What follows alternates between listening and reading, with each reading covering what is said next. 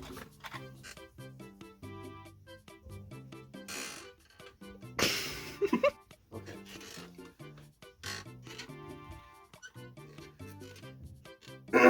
Welcome back to Nerd Garbage with me. Today I'm going to be talking about the Robin 80th Anniversary Special 100-page spectacular with 10 different short stories written by different writers who have written for each Robin, pretty much.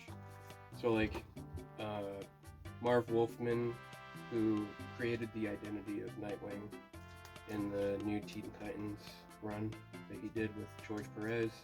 Chuck Dixon, who did the Nightwing comics in the late 90s. Tom King did one with Agent 37. Oh, Tim Seeley also wrote that.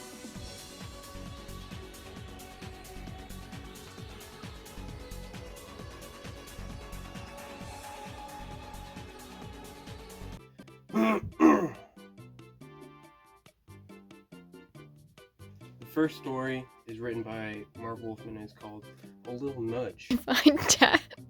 Dad was in the frame at one point. How much space does it say I have left on my phone? It does not say. It doesn't say anything. So it's only 8 pages. The story by Marv Wolfman, and it's the very first one. And it touched me. It touched my feels. I was a little teared up at the end of it.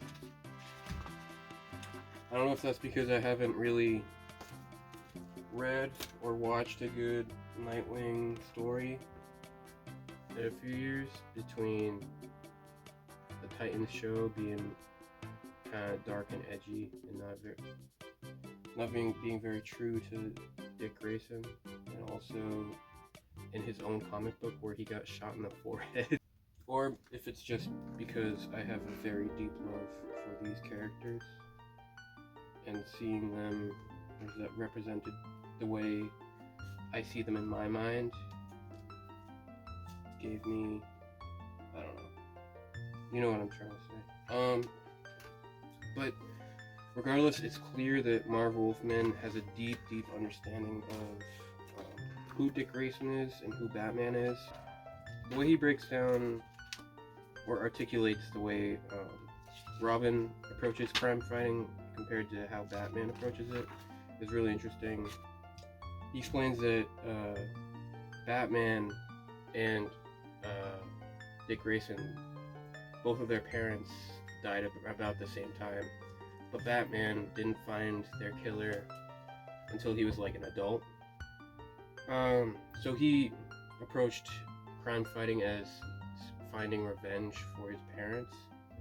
When Dick Grayson's parents died, Batman found him that day, and so Dick Grayson didn't grow up wanting revenge. He wanted to help people and protect people. And so throughout the comic, there's a part where there's like jewelry robbers, people trying to rob a history museum, and a kid gets shot, and Robin, instead of helping Batman fight the crooks, stays with the kid and helps him.